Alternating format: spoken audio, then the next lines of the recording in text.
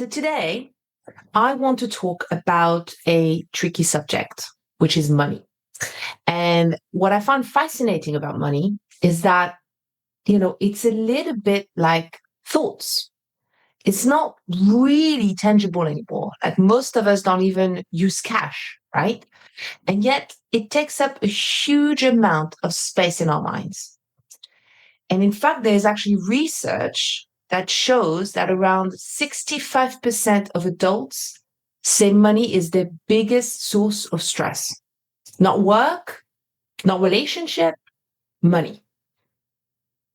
And it's interesting because money itself isn't stressful, right? It's what we make it mean. So just notice that for a second. How often do you think about money in a day? Not even like big decisions, just small moments. Checking your bank account, thinking, I shouldn't spend that, wondering if you've been good this month. It's constant, quiet, but constant. I used to think that I had money issues. And then I realized I had relationship with money issues. That's a very different problem. So let me explain. 15 years ago, I moved to London with one suitcase and one-way ticket. I was 25. I managed to land an entry-level job in marketing, which was paying about £1,800 a month. And I found this incredible knackered flat on Brick Lane, which was amazing. 4 bedrooms, beautiful roof terrace, just an amazing place to party with my friends. And my rent was £700. And it should have been fine, right? Tight, but fine. And yet every single month, I was in my overdraft by at least £300. Money just seemed to disappear on me. My mom actually used to call me un panier percé. In French, that means a basket with a hole in it, who basically can't hold on to money. And it really felt that way. It felt like whatever I was doing, money seemed just to escape from me. Maybe you felt that way as well, right? No matter what you do, it just doesn't seem to stay. Or you try to be better for a few weeks and then something happens and you're back where you started. So I did what we all do in a situation. I made it make sense. It's because I don't earn enough. It'll be better when I get a promotion. It's because of my student loan. It'll be better when it's paid off. It's because I went out too much this month. I'll be better next month. It will be better when was my 2009 until 2011 top hit.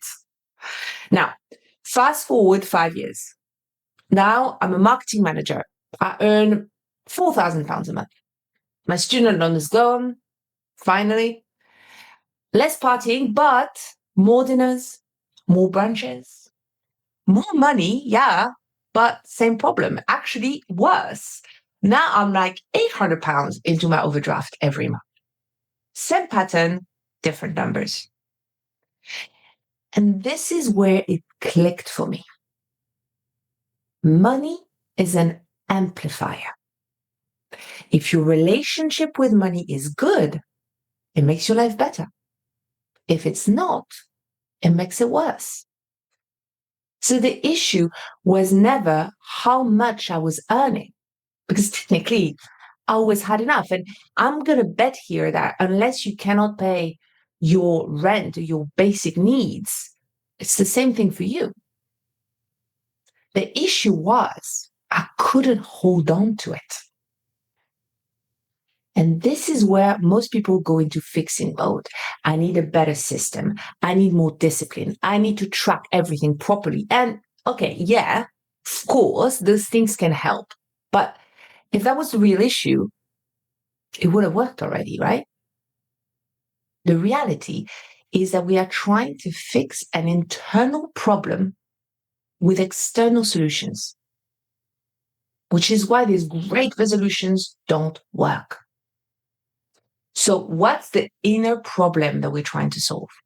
Well, years later, I'm in a coaching session with my mentor, Jamie Smart, and we land on this belief. I am not good with money. And I remember thinking, yeah, that's true. That's just true. But it wasn't. It was learned. Little comments, little labels, panier percé. They stuck. And they don't just sit there, they start making decisions for you quietly. Every time money hit my account, I spent it.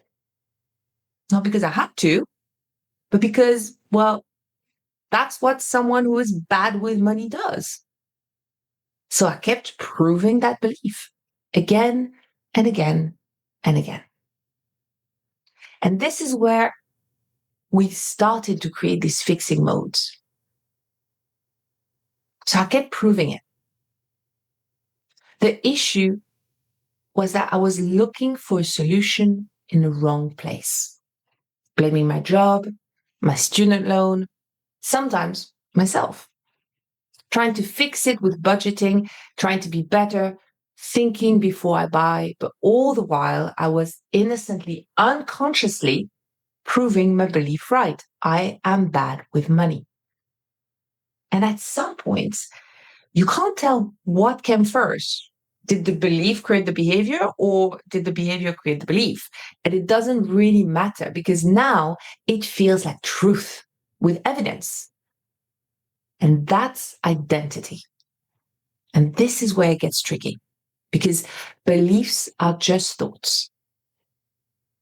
But when you spend years innocently proving them right, they stop feeling like thoughts and they start feeling like facts. And then identity. In fact, you don't say, I have difficulties with money. You say, I am bad with money. And those words, those two words, I am, are powerful. Because now it's not something you experience, it's something you are. So I stopped asking, how do I stop being bad with money? How do I fix myself? And I started asking, what would I do if I didn't believe I was bad with money? And that question alone started changing everything. I started catching myself. That moment just right before I'd spend, right before I'd ignore it, and just noticing, oh, that is that pattern again. And I stopped seeing money as this thing I needed to get rid of, and I started to see it as more neutral energy. Nothing emotional or loaded, just something that lets you do more, move more, create more, travel more. And when it's just that, it becomes a tool, not something you have to carry, like a burden, something stressful, just something you use, you play with. And it's not just me, you know. I saw that study, read that study earlier, it says that 72% of adults, of UK adults, feel anxious about money at times. And this doesn't just go away with more money. Actually, there's a really interesting research that shows that once your basic needs are covered, more money doesn't significantly reduce emotional stress, which tells you this isn't about money. In fact, I work with clients earning 7 figures and clients living paycheck to paycheck. And they have the same fear. What if I run out? What if I can't handle it? What if I mess up? So it's not about money. It's about what money represents. See, for most people, money equals safety, roof, food, stability. And yeah, to a point, that's true. But beyond that, the fear isn't actually, what if I run out of money? There's an abundance of money and an unlimited way to get it. The fear is, what if I can't make more? What if I'm not capable? What if I can't secure my own safety? So let me ask you this.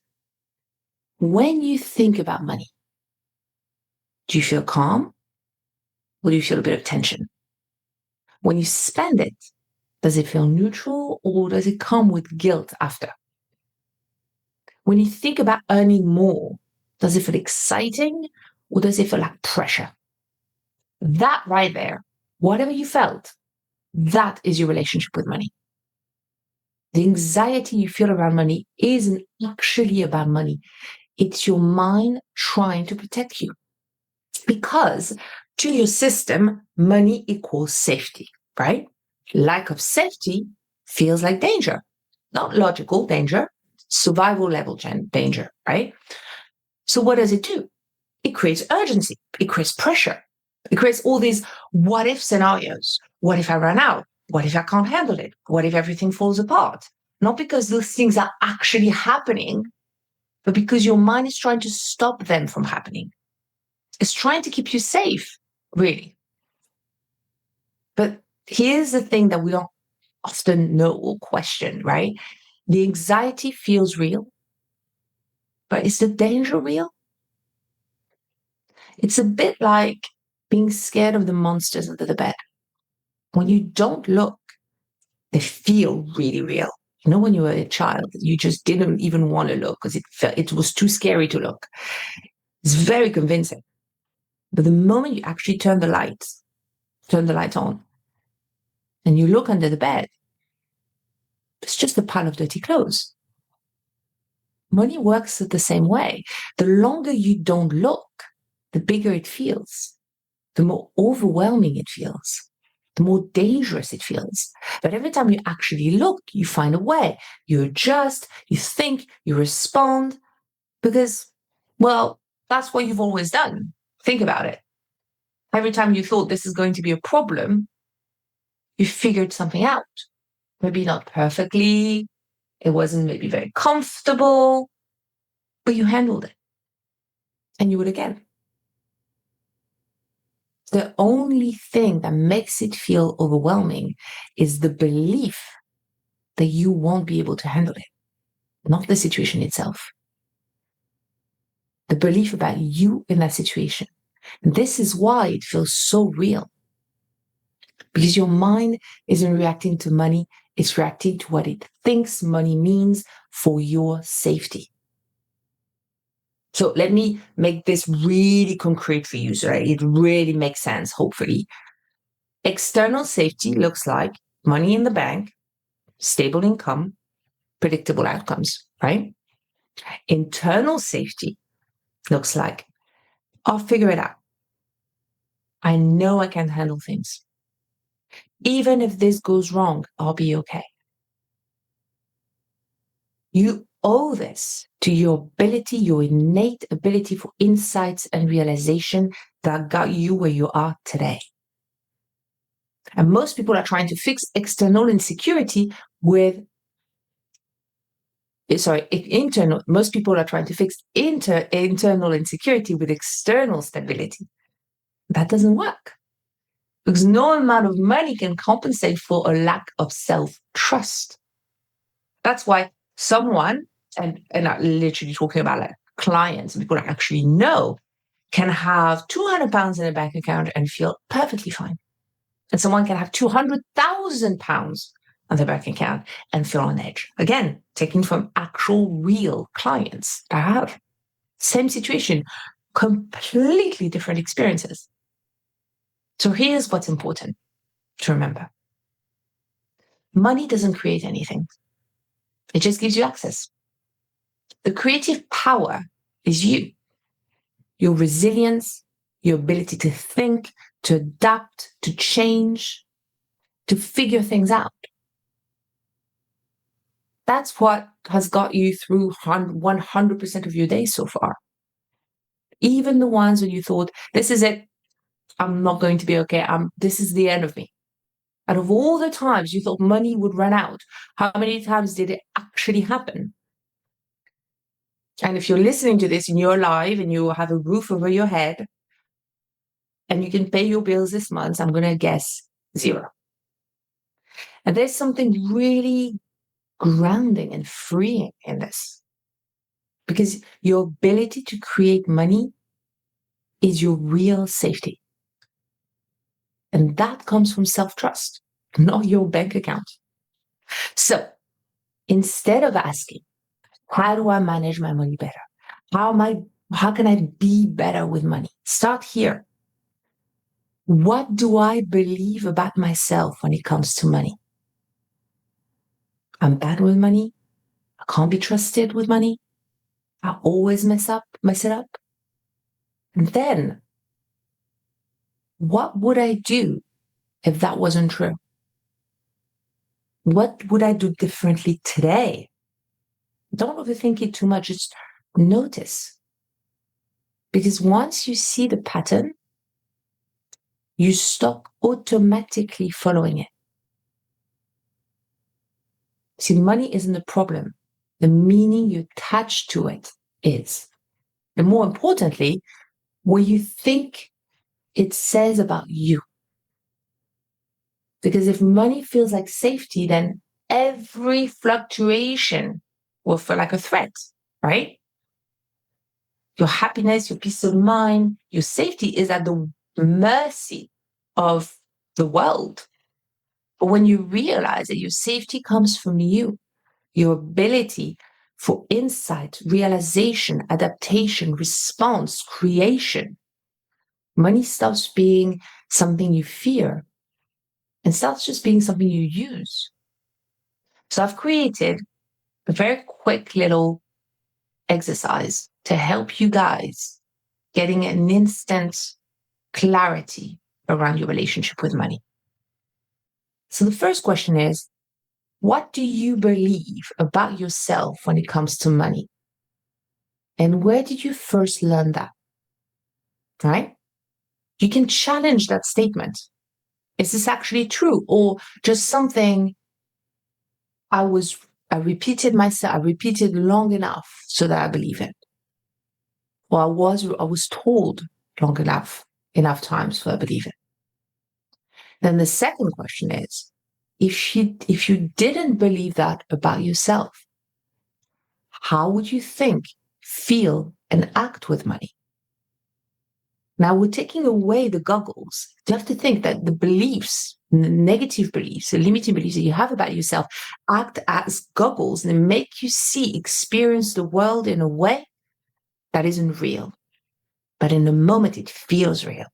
And the tricky bit about that is because it feels real, we react according to that belief, which reinforces the beliefs, which makes it worse. So what these questions are doing, they're taking away the filter, the goggles. If I didn't believe that, how would I think, feel, and act differently, even slightly differently? If you're stuck with this question, here are a few other questions that might help. What would feel lighter? What would I stop doing? What would I start doing? What would I allow myself to do? And finally, what have you already handled in your life that once felt overwhelming, but you figured it out anyway? Or another way to ask that question is, what does that show me about my ability to handle things, even if I don't know yet? What I want you guys to take away from this is your relationship with money isn't your identity, isn't who you are, and isn't a curse that you have to keep on following. The belief that you have about yourself is what creates the behavior that is getting in the way of your freedom, whether it's financial, whether it's emotional, and of your life. When something doesn't work for you, whether it's money or anything else, ask yourself, what is it that I believe about myself that is creating this behavior? And what would happen if I stopped believing that? Or if I believe differently?